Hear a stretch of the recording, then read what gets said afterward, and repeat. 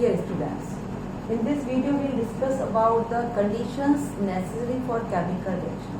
It means those conditions in which the reactant react to form product. One thing you already know, and that is energy is needed for carrying any chemical reaction. And that energy may be in the form of heat or light or electrical energy.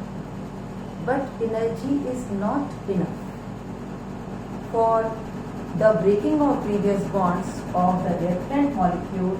The reactant, if there is more than one reactant, then they need to be in close contact, so that after breaking of previous bonds, for the formation of new bonds, the atoms need to be close by. Like take example of this reaction only. Sodium reacts with water.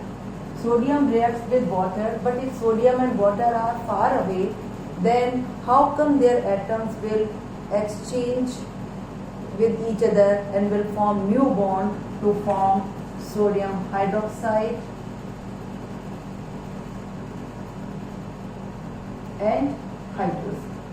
So how it becomes possible to Na plus 2H2O? If sodium and water are far apart, then whatever energy you provide, they will not react. So the first and foremost, the most important condition for a chemical reaction to take place is that the reactants need to be in close contact. Because in close contact, when the previous bonds are broken by providing energy, then new bonds, because the atoms are close by, so new bonds can be formed. It means two things are must. First, close contact, and second, energy to carry on the reaction.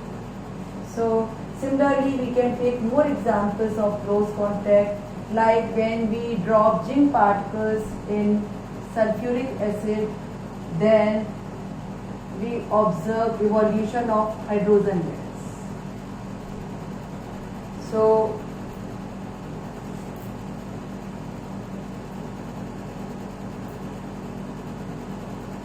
zinc plus H2SO4 gives ZnSO4 plus H2.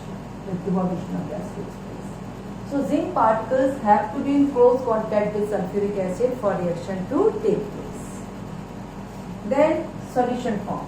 There are certain substances which cannot react in solid or gaseous form.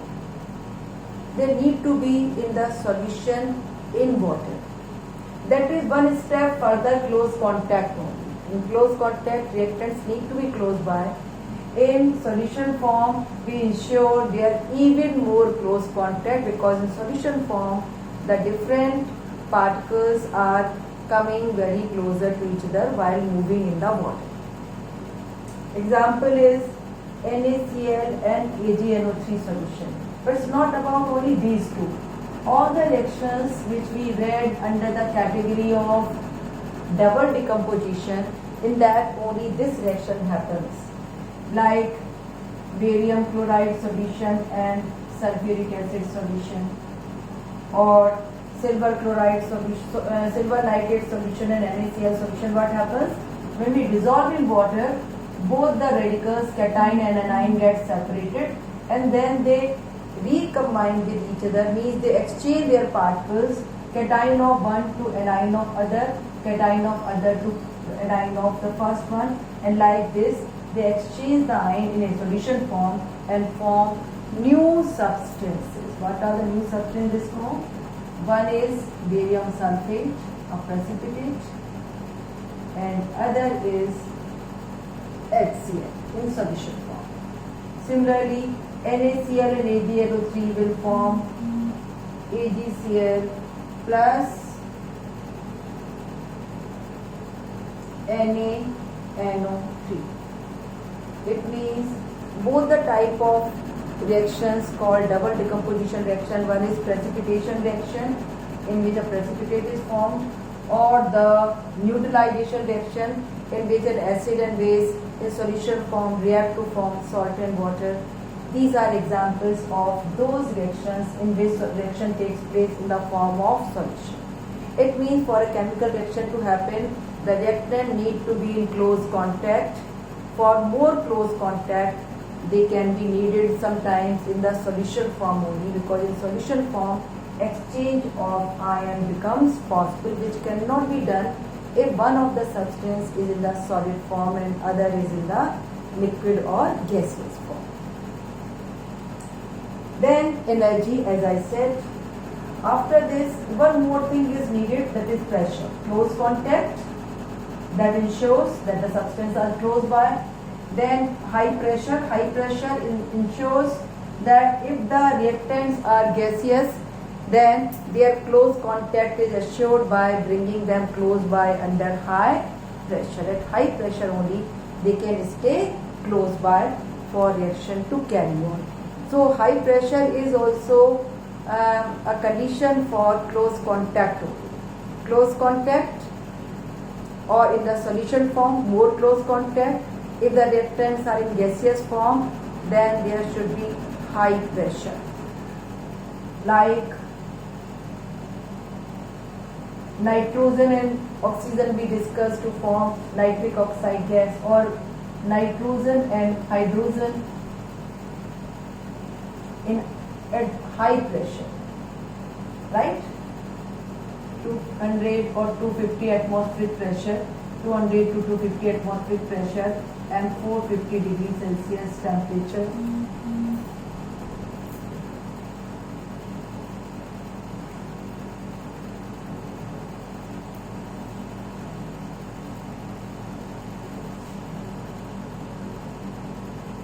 To 250 atmospheric pressure combined to form ammonia. So as both of these are gases, so in the gases the molecules move far apart from each other. Therefore, for keeping them close by, a high pressure 200 atmosphere or 250 atmosphere is needed, along with high temperature as well. So high temperature, it means the reaction is endothermic. High pressure for carrying on the reaction. So why high pressure is needed? Because both the reactants are gas. Even at high temperature, they will move very far away from each other due to high energy. If they will not be in close contact, then how they will new bonds will be formed for formation of new compound, that is ammonia. That is why 200 atmosphere means what? That whatever is their volume at normal pressure is to be reduced to its 1/200, means 200 times smaller, by applying pressure and bringing them close by. And energy in the form of heat or light or electrical energy. Energy in the form of heat, like we say, for example, suppose we take example of lead nitrate or calcium chloride we just discussed in the previous chapter, previous video, I can say video. When we heat it strongly, then molecules break down to form lead monoxide and nitrogen dioxide gas, and along with this oxygen. So heat is needed to carry on this reaction. The big molecule break down to smaller molecules, and this reaction is called decomposition reaction. It takes place by energy provided by heating. This type of decomposition reaction are also said to be thermal decomposition, means decomposition by effect of heat. So energy is needed to carry on a chemical reaction. If energy needed is in the form of heat, as in most of the chemical reaction, energy is needed in the form of heat. Otherwise, in some of the chemical reaction, energy may be needed in some other form as well. Calcium carbonate as well, on heating, decomposes to give calcium oxide and carbon dioxide. So heating is a condition for most of the chemical reaction, because energy in the form of heat is needed to carry on a chemical reaction or chemical change. Let's take example of energy in the form of light energy, suppose. So give me one example of a chemical change in which light energy is needed. Yes, photosynthesis. For photosynthesis, carbon dioxide and water combine in presence of sunlight and chlorophyll. So why sunlight is needed? The energy is needed not in the form of heat but sunlight. Chlorophyll is catalyst over here. So carbon dioxide and water combine in presence of energy of sunlight to form glucose and oxygen. So photosynthesis is an example of a chemical reaction in which energy is needed in the form of light. Or similarly, there are more examples like in photographic plates we use silver nitrate. Silver nitrate is a substance which decomposes by effect of sunlight to give silver oxide and nitric acid, and which further decomposes to give silver and nitrogen dioxide and oxygen.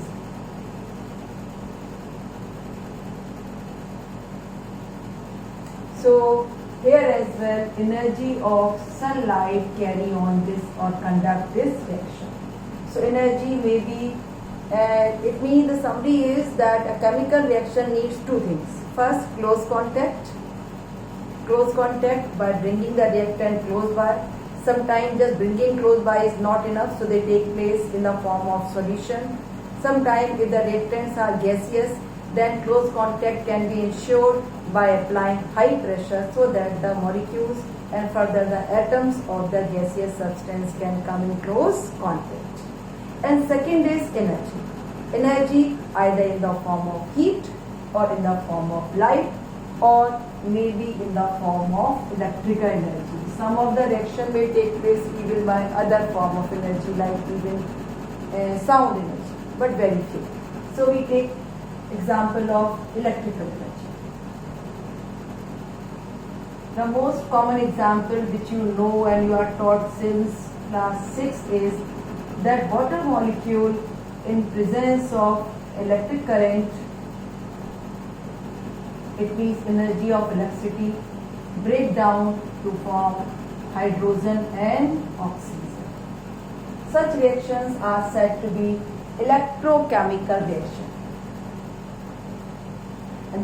If a chemical reaction happens by effect of light energy, then we say them to be photochemical reaction. Photo is the term related to light. And if a chemical change happens by electrical energy, then we say to be electrochemical reaction. Like photosynthesis is an example of photochemical reaction, and decomposition of water molecule to give hydrogen and oxygen is example of electrochemical reaction. Summary is, for chemical reaction to happen, reactant should be in close contact and they should be provided energy for formation, for breaking of previous bond. Then formation of new bond will also take place and that will release energy. This is how a chemical reaction takes place.